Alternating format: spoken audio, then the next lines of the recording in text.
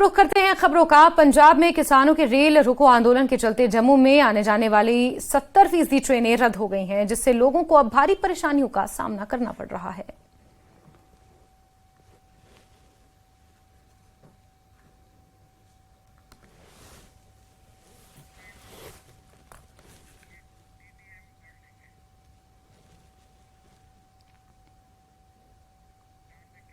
और न्यूज 18 से एक्सक्लूसिव बातचीत करते हुए डीटीएम रेलवे प्रतीक श्रीवास्तव ने कहा कि पंजाब में चल रहे आंदोलन के कारण कई ट्रेनों को रद्द किया गया है और कई ट्रेनों का रूट भी डाइवर्ट कर दिया गया है।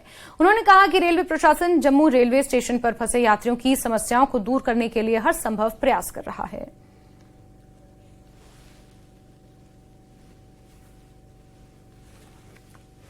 पंजाब में किसान आंदोलन का जो इम्पैक्ट है वो ट्रेन पे भी आया है, रेल यातायात उससे प्रभावित हुआ है। हमारे साथ प्रतीक श्रीवास्तव है जो डीटीएम जम्मू है।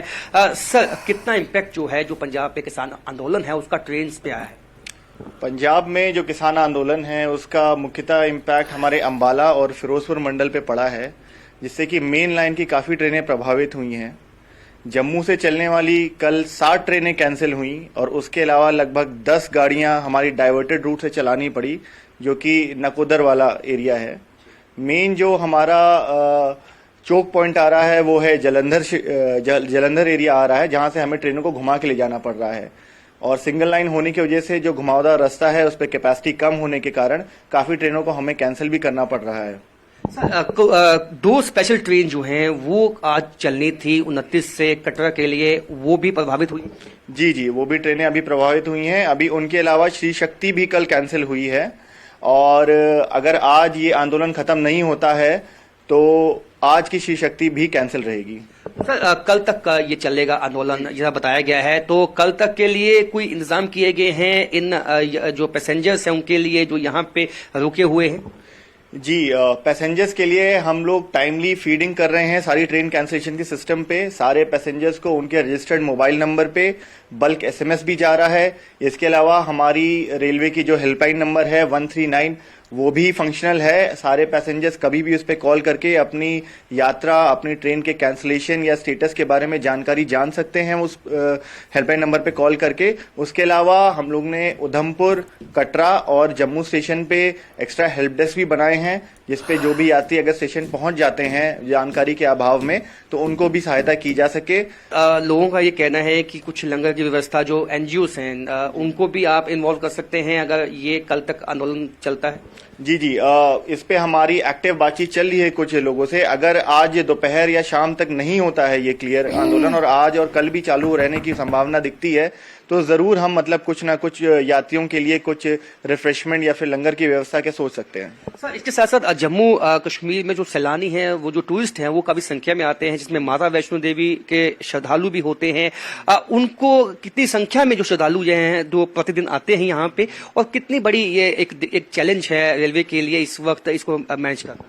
जी, मुख्यतः जो भी सैलानी माता वैष्णो देवी दर्शन के लिए आते हैं वो कटरा स्टेशन की ओर जाते हैं। कटरा स्टेशन पे औसतन प्रतिदिन लगभग 15 से 20 हजार यात्री आते हैं, जिसमें ये मान के चल सकते हैं कि कम से कम 70% लोग जो होंगे वो दर्शन के लिए ही आते हैं वहां पर। अब इस आंदोलन की वजह से कुछ ट्रेनें प्रभावित तो जरूर हुई हैं, लेकिन फिर भी 60 से 70% ट्रेनें डाइवर्टेड मार्ग से रेलवे पूरी कोशिश कर रहा है चलाने की। मंडल कार्यालय में भी 24 घंटे अधिकारियों की ड्यूटी लगाई गई है, जो कि कंटिन्यूअस मॉनिटरिंग कर रहे हैं ट्रेनों की, कि ट्रेनें अनावश्यक रूप से कहीं भी डिले ना हो और कैंसिलेशंस को भी मिनिमम रखा गया है, जिससे यात्रियों को कम से कम असुविधा का सामना करना पड़े। बहुत बहुत शुक्रिया। तो हालांकि मुश्किलातें बहुत ज्यादा हैं पैसेंजर्स के लिए, क्योंकि किसान आंदोलन चल रहा है, लेकिन रेलवे प्रशासन लगा हुआ है ताकि जो मुसाफिर, जो श्रद्धालु यहाँ पहुंचे हैं, उनको किस तरह की दिक्कतें ना पेश आए। कैमरामैन नारायण दत्त के साथ राजेंद्र वैद, न्यूज 18 जम्मू। और पंजाब में किसान आंदोलन के कारण जम्मू में रेल परिवहन काफी प्रभावित हुआ है। यात्रियों को, खासकर माता वैष्णो देवी तीर्थ यात्रियों को दिक्कतों का सामना करना पड़ रहा है।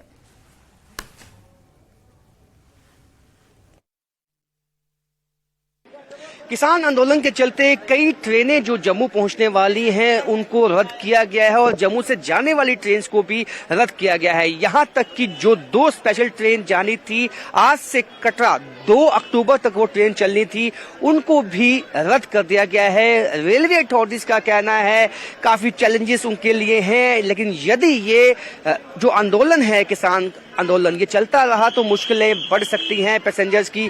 मेरे पीछे आप देख सकते हैं कि हजारों की संख्या में रोजाना यहाँ पे श्रद्धालु आते हैं। इनमें ज्यादातर श्रद्धालु वो होते हैं जो माता वैष्णो देवी जाने वाले होते हैं, लेकिन उनको भी दिक्कतें आ रही हैं और जो इक्का दुक्का ट्रेन पहुंची भी हैं जिनके रूट जो है वो डाइवर्ट किए गए थे वो भी काफी लेट यहाँ पे पहुंची हैं। काफी पैसेंजर हमारे साथ मौजूद हैं। आप कब पहुंचे और कितना लेट था और क्या हम पहुंचे ही हैं अभी 11:15 बजे। कितने बजे पहुंचना था आपको? 7:30। हाँ, हमारा सारा शेड्यूल एक्चुअली खराब हो गया क्योंकि हमने यहाँ से जम्मू से गाड़ी कर रखी थी, वो भी लेट हो गई। हमको शिवखेड़ी जाना था, उसका भी प्रोग्राम सारा खराब हो गया। तो अब क्या आपके पास विकल्प है? अब हम सोच रहे हैं क्या करना है आगे। आप क्या कहेंगी कितनी मुश्किलें आ जाती हैं जब ये ट्रेनें रद्द कर दी गई हैं और जगह जो रूट बदल दिए जाते हैं? अभी आने में नहीं, हमें जाने में भी दिक्कत है क्योंकि बच्चों के स्कूल्स ओपन होंगे, एग्जाम है 3 को, अगर हम नहीं टाइम से पहुंच पाए तो बहुत परेशानी होगी। और अभी हम लोग सोच रहे हैं अब क्या करें क्योंकि हमारी वैष्णो देवी बुकिंग कल की है और शिवखोड़ी आज जा नहीं पा रहे हैं हम लोग। बहुत सारी बुकिंग करवा रखी है हमने, अब सब पूरा रूटीन डिस्टर्ब हो गया उसकी वजह से। क्या विकल्प अब सोच रहे डिसाइड कर रहे हैं सब लोग मिलके क्या आप क्या कहेंगे? प्लानिंग में बहुत सारे चेंजेस आए हैं। अभी जो भी पोस्टपोन हुआ है उस चीज के अकॉर्डिंग वहाँ पे जो भी आंदोलन चल रहा है उसके कारण सारी ट्रेन लेट हुई है। जो भी ट्रेन बच रही है वो भी कैंसिल हो गई है। मे बी गॉड विल अस जो हमारी ट्रेन आ गई ऑन टाइम पे। तो आप मुझे एक चीज बताएं कि अभी आप जैसे अब शिवखोड़ी जाने वाले, वैष्णो देवी जाने वाले थे, अब आपको उसमें भी चेंज करना पड़ेगा। अब एब्सोल्युटली उसमें भी पूरा प्लानिंग जो प्लॉटिंग थी पूरी सब चेंज हुई है। उसके अकॉर्डिंग हम आ नहीं सकते, हमें टाइम से पहले वहाँ पहुंच के निकलना पड़ेगा।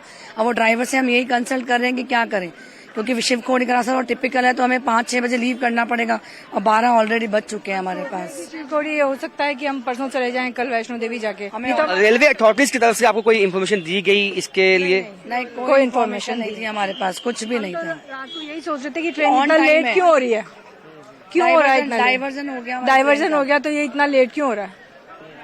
तो आप देख सकते हैं कि जो लोगों ने प्लान बनाया था शिवखोड़ी जाने का, वैष्णो देवी जाने का, वो भी डाइवर्ट हो चुका है। यानी कि ट्रेन के साथ साथ जो लोगों के प्लान हैं वो डाइवर्ट हो चुके हैं। इनका कहना है कि गाड़ी बुक करवाई थी, सुबह 7:30 बजे ट्रेन पहुंचनी थी, लेकिन अब पहुंची है 12 बजे। और ये जो है लोगों की मुश्किलें केवल इनकी नहीं है, ऐसे कई पैसेंजर यहाँ रेलवे स्टेशन पे मौजूद हैं जिनको इसी तरह की दिक्कतें आ रही हैं। आप देखिए कि जो भी इक्का दुक्का जो ट्रेन यहाँ पे पहुंची भी है जिसका रूट डाइवर्ट किया गया था, और रेलवे अथॉरिटीज जो हमारी बात हुई उन्होंने भी ये कहा है कि यदि आंदोलन चलता है तो मुश्किलें आ सकती हैं। हालांकि अगर ये लंबा चलता है आंदोलन तो रेलवे अथॉरिटीज कुछ एनजीओ से भी बात कर सकती है ताकि इनके लिए, इन पैसेंजर्स के लिए जो है यहाँ पे लंगर की व्यवस्था और रहने खाने पीने की व्यवस्था की जा सके। कैमरामैन नरेंद्र के साथ राजेंद्र, न्यूज़ 18 जम्मू।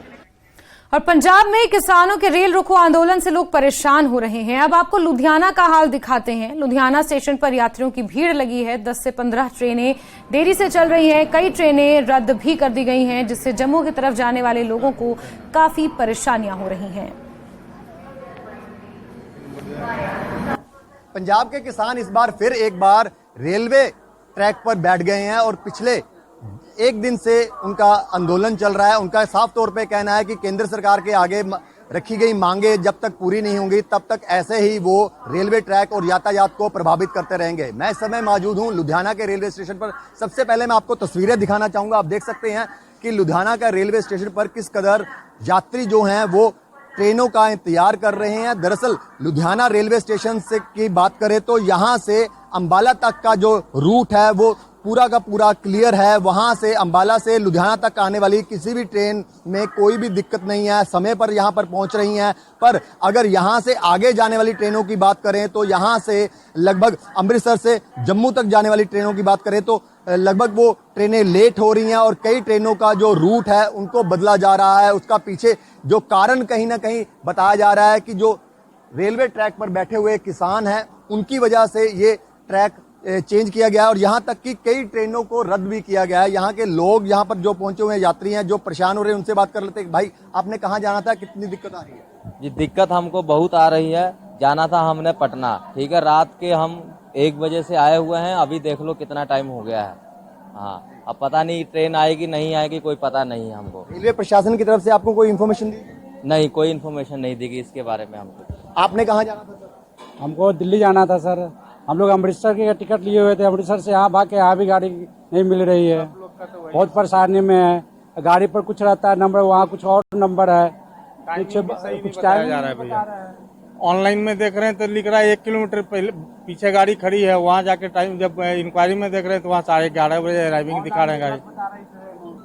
इसके पहले हम लोग देखे कि लुधियाना में गाड़ी आई हुई हम लोग का, और देखे कि फिर गाड़ी चली गई, आज गाड़ी आई हुई नहीं है। देख सकते हैं लुधियाना के रेलवे स्टेशन का यह आलम है कि लोग परेशानी में डूबे हुए हैं, परेशान हो रहे हैं। उनका साफ तौर पे कहना है, क्योंकि रेलवे स्टेशन, लुधियाना का रेलवे स्टेशन सबसे बड़ा पंजाब का रेलवे स्टेशन कहा जाता है और यहाँ से लगभग लाखों की तादाद में जो यात्री हैं यहाँ से पलायन करते हैं, यहाँ से अपनी मंजिल तक पहुंचते हैं। पर यहाँ का आलम इस कदर इस समय बन चुका है क्योंकि 3 दिन ये आंदोलन चलना है और इस चीज को लेकर जो रेलवे ट्रैक है या रेलवे यातायात है वो सबसे ज्यादा प्रभावित होने वाला है और इसकी परेशानी का आलम लोगों को झेलना पड़ेगा। लुधियाना से रोहित गौड़, न्यूज़ 18। और खबरों का सिलसिला जारी है, लेकिन रुकते हैं एक छोटे से ब्रेक के लिए।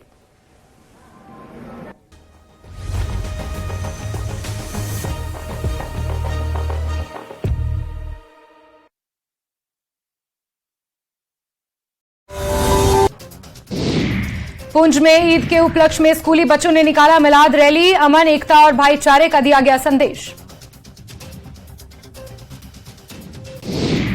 जम्मू में मुख्य अतिथि औद्योगिक मंत्री सोम प्रकाश की अगुवाई में रोजगार मेले का किया गया आयोजन। 105 लोगों को सौंपे गए नियुक्ति पत्र।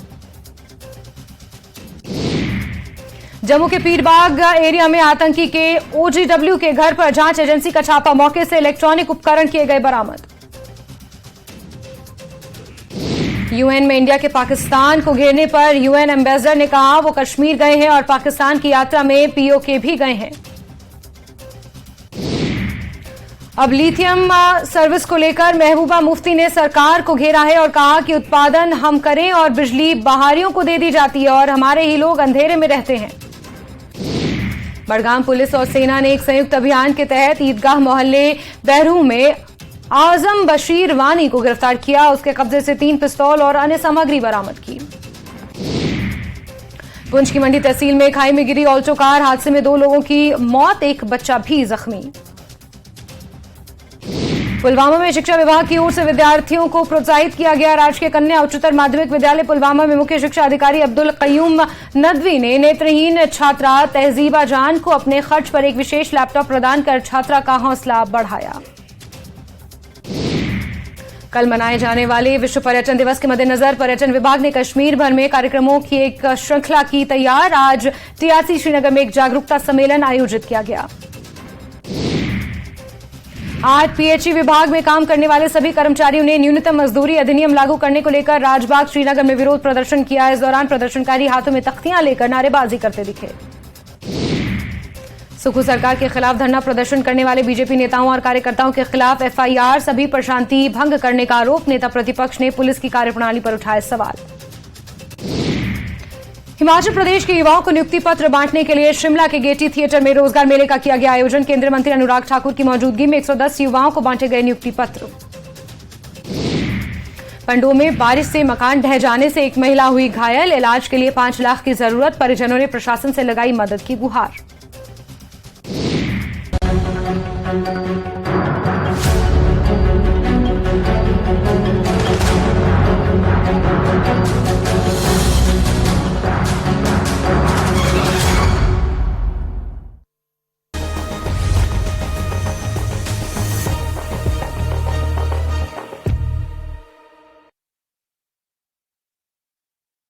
को हृदय स्वास्थ्य पर ध्यान केंद्रित करने के उद्देश्य से कश्मीर स्वास्थ्य सेवा निदेशालय ने कश्मीर रनर्स क्लब के साथ मिलकर श्रीनगर के बख्शी स्टेडियम से लाल चौक तक रन फॉर हार्ट नामक मैराथन का आयोजन किया।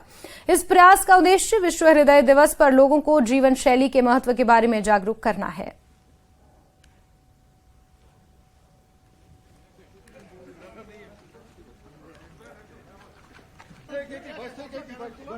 आज की जो हमारी रन है, ये रन फॉर हार्ट, ये अवेयरनेस रन है, क्योंकि अगर आप देखेंगे कि हमारी जो यूथ है 40 साल से कम, उनका जो लाइफस्टाइल है वो बहुत चेंज हो गया है। उनको वो सेडेंटरी लाइफस्टाइल में रहते हैं, और जो उनका फास्ट फूड है, फूड हैबिट्स है, बाकी चीज़ें हैं, वो भी उससे हार्ट की डिजीज़ बहुत बढ़ती है।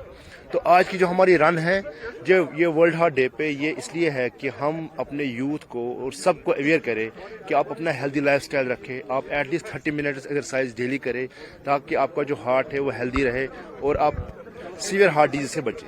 अगर मैं 5 साल पहले की बात करूं कि हार्ट डिजीज का कश्मीर जम्मू कश्मीर में क्या था, मतलब क्या प्रेवलेंस थी, तो 5 साल से आज इस डेट में 2023 में हम देखते हैं कि ऑलमोस्ट डबल हो गई है हार्ट डिजीज, स्पेशली यूथ में। 5 साल 6 साल पहले अगर हम देखते थे 40 साल से कम कोई हार्ट अटैक पेशेंट आएगा हमारे हॉस्पिटल में, SMH में, सोरा इंस्टीट्यूट में, तो हम बड़े हैरान होते थे कि इनको हार्ट अटैक कैसे हो गया 40 साल से कम। लेकिन आज अगर जाओगे आप किसी भी हॉस्पिटल में, वहाँ आप देखोगे कि 40 साल से कोई लड़का हार्ट अटैक के लिए मतलब की वजह से एडमिट हुआ ही होगा। आज ये सरप्राइजिंग नहीं है। इसकी वजह है एक तो रैपिड अर्बनाइजेशन, जो हमारे जो गांव है वो शहर की तरफ जो उनको जल्दी वो चेंज हो रहे हैं, दैट्स कॉल्ड अर्बनाइजेशन। सेकंड है कि स्मोकिंग। थर्ड है कि सेडेंटरी लाइफस्टाइल, जो मॉडर्न गैजेट हमारे पास है, मॉडर्न फैसिलिटीज है, उससे हमारा जो एक्सरसाइज है, हमारी जो फिजिकल एक्टिविटी है वो बहुत ही कम हो गई है। तो जितनी फिजिकल एक्टिविटी हमारी कम होगी, उतना रिस्क फैक्टर हार्ट अटैक के लिए बढ़ जाता है। तो इस रन से हमने क्लब अभी 1 साल पहले दो साल पहले स्टार्ट किया था। अभी हमारी जो परफॉर्मेंस है क्लब की बहुत अच्छी है। हमारा जो ये क्लब है, हमारा एक ही मोटो है कि अवेयरनेस ऑफ यूथ्स, एंड हम सुबह ये यहाँ पे हमारा रोज डेली प्रोग्राम होता है। हमारा 6 बजे से स्टार्ट होता है क्लास, तो 1 घंटे का 1.5 घंटे का क्लास होता है। और हमारा जो मेन मोटो है फिटनेस पे है, और हम ज्यादा से ज्यादा यूथ को इसमें इन्वॉल्व करना चाहते हैं कि जो आज के दौर में ये जो ड्रग्स है या और कुछ वबा है यहाँ पे बच्चियों में, और खासकर बुजुर्ग जो ये अनअवेयर जैसे हार्ट अटैक्स होते हैं इस टाइम, बिकॉज ऑफ हमने अपनी हेल्थ जो फिजिकल फिटनेस है वो हमने छोड़ दी है। अब हमने इसी पे हमने ये जोर दिया। हमारा जो ग्रुप है इस टाइम, मेरे पास इस टाइम कम से कम 50 बंदे आ रहे हैं। तो हम सब इंशाल्लाह माशाल्लाह अभी सारे दवाई से फ्री है। कोई दवाई कोई नहीं, मतलब कि हमने यही रखा है कि हमारा मोटिव यही है, जो फिट है वो हिट है sir. This day is being organized at worldwide, and heart is the most important muscle of our body, and by running you can strengthen the walls of heart and also its efficiency. And you can see in the present situation in our society there are many drug abuses, and our youth is indulged in drugs, and running is the only way you can keep your young youth away from these drugs. We are working for that, and this group has been doing wonderful work for the society. ये walk आज नहीं हो रहा, ये हमारे programmes ऐसे चलते रहते हैं। जैसे ये कश्मीर रनर्स क्लब है, तो ये हमारे स्पोर्ट्स काउंसिल के रजिस्टर्ड प्लेयर है। ऑलमोस्ट सारे जितने भी यहाँ पे प्लेयर्स आप देख रहे हो रेड टी-शर्ट लगा के, ये सारे जॉगर्स जितने भी हैं ये स्पोर्ट्स काउंसिल के रजिस्टर्ड प्लेयर्स है। तो आज इन्होंने ये जो प्रोग्राम रखा है, अवेयरनेस फिटनेस का प्रोग्राम रखा हुआ है, ताकि जो लोग बाकी है वो भी देखे कि एक ऐसा स्पोर्ट्स एक ऐसा जरिया है जिससे हम ड्रग्स वगैरह या दवाइयों से दूर रह सकते हैं। आप देखिए काफी लोग आप देखते होंगे जो काफी अनफिट है। एक स्पोर्ट्स ही ऐसा तरीका है जिसके जरिए हम फिट हो सकते हैं। तो एक मेन मकसद जो इन प्लेयर्स का है यही है कि ये मैसेज हम सब तक पहुंचाएं कि सुबह निकलिए या शाम को निकलिए जॉगिंग के लिए, ताकि हम फिट रहें। एक बड़ा मकसद ये है। नंबर 2 ये है कि जो हमारे बच्चे आजकल दूसरे चीज़ों में मुब्तला है, जो दूसरे चीज़ों में इन्वॉल्वमेंट उनकी हुई है, तो स्पोर्ट्स से वो उन चीज़ों से दूर रह सकते हैं। मेरी गुजारिश है सारे पेरेंट्स से जिनके छोटे छोटे बच्चे हैं कि वो स्पोर्ट्स में बच्चों को लाएं, ताकि वो गलत चीज़ों से दूर रहें। और आगे बढ़ेंगे खबरों में। पाकिस्तान के बलूचिस्तान प्रांत में एक मस्जिद के समीप शुक्रवार को हुए शक्तिशाली बम विस्फोट में कम से कम 52 लोगों की मौत हो गई है और 100 से अधिक लोग जख्मी हैं। बताया जा रहा है कि मस्जिद के समीप विस्फोट उस वक्त हुआ जब लोग ईद मिलाद उन नबी के मौके पर इकट्ठा हुए थे। कुछ घायलों की हालत बहुत गंभीर है। विस्फोट में मारे गए लोगों में एक पुलिस उपाधीक्षक यानी कि DSP भी शामिल है।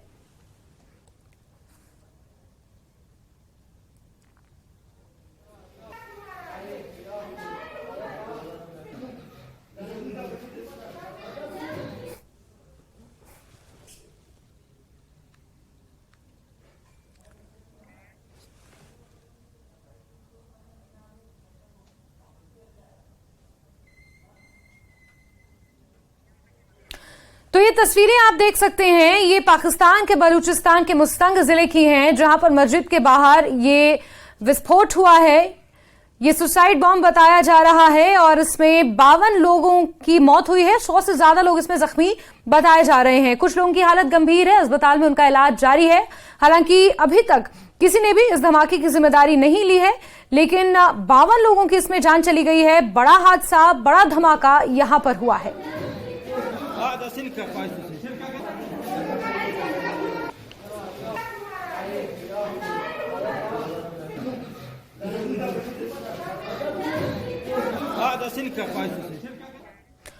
और पूरे देश में ईद मिलाद उन नबी धार्मिक उत्साह के साथ मनाया गया। मस्जिदों और खानकाहों में रात की नमाज के बाद शुक्रवार की नमाज के लिए हजारों लोग श्रीनगर के नौहट्टा स्थित जामिया मस्जिद में जमा हुए। मीर वाइज उमर फारूक को मंच पर उपदेश देते देखा गया। पिछले हफ्ते मीर वाइज को 4 साल बाद प्रसिद्ध जामा मस्जिद में शुक्रवार की नमाज में शामिल होने की अनुमति दी गई थी।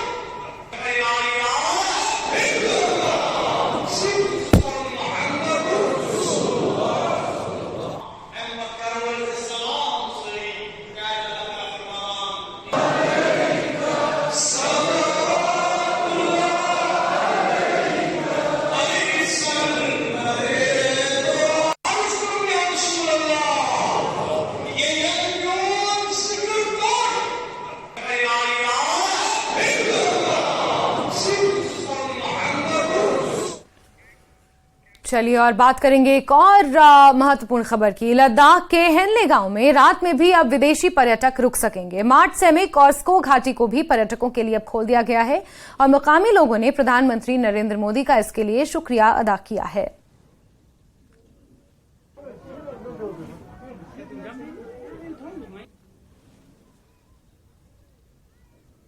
इस वक्त हम दुनिया की सबसे ऊंची जगह उमलिंग रोड पे है।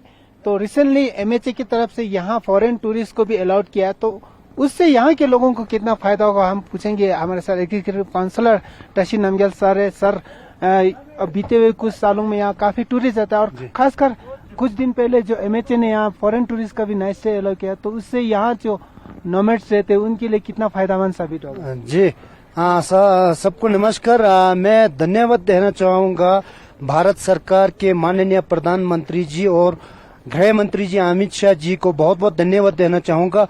काफी सालों से बॉर्डर एरिया में काफी रिस्ट्रिक्शंस था कि चाहे जो डोमेस्टिक टूरिस्ट हो चाहे इंटरनेशनल टूरिस्ट हो, तो रिसेंटली इसमें एमएचए का एक नया ऑर्डर हुआ है कि इसमें काफी मतलब हमारा जो फॉरेनर टूरिस्ट यहाँ पे अभी बॉर्डर की तरफ फ्लो हो रहे, उनको नाइट स्टे के लिए यहाँ पे आने में अलाउड किया गया है। तो अभी देखिए, हम जब यहाँ पे इनर लाइन परमिट हटाने के बाद पूरे हमारे जो जितने भी टूरिस्ट आता है वह उमलुंगला, अब हम जो अभी जो है पूरा वर्ल्ड हाईएस्ट मोटरेबल रोड पे 19,024 फीट पे हम खड़ा है। तो यहाँ से होते हुए पूरा जीरो बॉर्डर डेमजोक तक जाते हैं।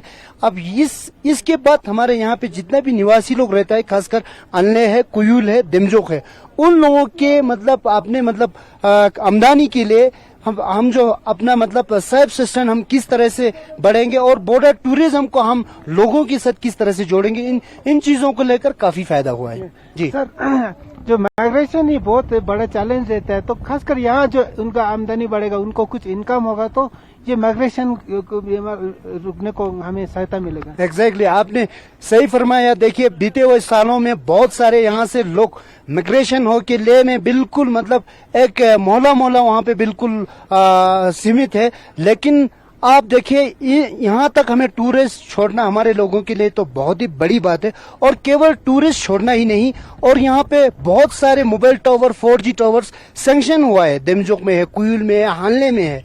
आप और रोड देखिए ना, कितनी मतलब बीते हुए सालों में इतना अच्छी तरह से मतलब स्मूथ हुआ है। खासकर हमारा CDFD रोड शुशुल से लेकर दुंगटी फुकसे देमजोक CDFD रोड, अब ये बिल्कुल वार फोटिंग के साथ यहाँ पे हमें चल रहा है। अब 145 किलोमीटर टूवर्ड्स देमजोक।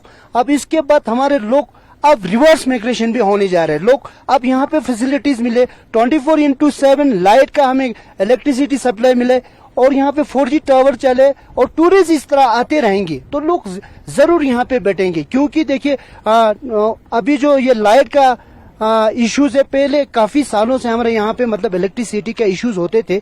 अब ये लास्ट ईयर 667 का रूट पूरे चंगथंग रीजन के लिए, दोनों सब डिवीजन के लिए, नॉर्दर्न ग्रिड के लिए हमें सैंक्शन हुआ है। अब हम 2-3 साल में हमें देखेंगे कि बॉर्डर किस तरह से डेवलप होगा। और नरेंद्र मोदी जी सरकार का अभी एक विजन रहा है पूरे बॉर्डर को, ये देखिए वाइब्रेंट विलेज प्रोग्राम में हमने 800 करोड़ का प्रोजेक्ट ऑलरेडी हमने MHA को मतलब सबमिट किया है। अब ये जल्दी अप्रूवल आएंगी तो नेक्स्ट ईयर से हमारे यहाँ पे जितने भी इंफ्रास्ट्रक्चर को लेकर, आप देखिए खासकर रूरल टूरिज्म को लेकर, रूरल इंफ्रास्ट्रक्चर को लेकर, हमारे लोगों की यहाँ की लिवलीहुड को लेकर खासकर इस वाइब्रेंट विलेज प्रोग्राम में ध्यान दिया जा रहा है।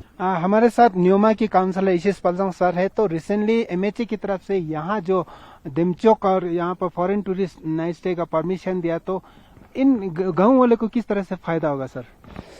जुले मैं अपनी कंस्टिट्यूंसी जैसे इस बॉर्डर एरिया में उमलिंगला हाईएस्ट मोटरेबल और यहाँ पे टूरिस्ट फॉरेनर टूरिस्ट का स्टे आने में होना और इस बॉर्डर एरिया में टूरिस्ट का इनर लैंड परमिट हटने के बाद यहाँ का जितना भी इस एरिया में देमचोक, कुयूल और ये आनले सारे में बहुत सुविधा होगा। क्योंकि फॉरेन टूरिस्ट यहाँ पे स्टे करने का तो इतना हमें जल्दी होने का तो उम्मीद ही नहीं था। क्योंकि होम मिनिस्टर की तरफ से अभी होने के बाद यहाँ पूरा गांव वाले भी तो खुश है और यहाँ पे फॉरेन टूरिज्म को नाइट स्टे एलो किया तो हम सब बहुत खुश है। क्योंकि अभी हम देश के प्रधानमंत्री श्री नरेंद्र मोदी जी और गृह मंत्री अमित शाह और ये मोदी सरकार को हम बहुत बहुत धन्यवाद और थैंक्स कहना चाहता हूँ। क्योंकि हमें इन एरिया में बहुत सारे रिस्ट्रिक्शन था, अभी कुछ सालों के बाद यहाँ पे काफी टूरिस्ट भी बढ़ा हुआ था तो फिर हमें बहुत खुश है। अभी हमें आने वाले दिन में यहाँ का जितना भी निवासी रहते हैं बॉर्डर एरिया का रहने वाले सभी के लिए बहुत फायदेमंद हो सकता है।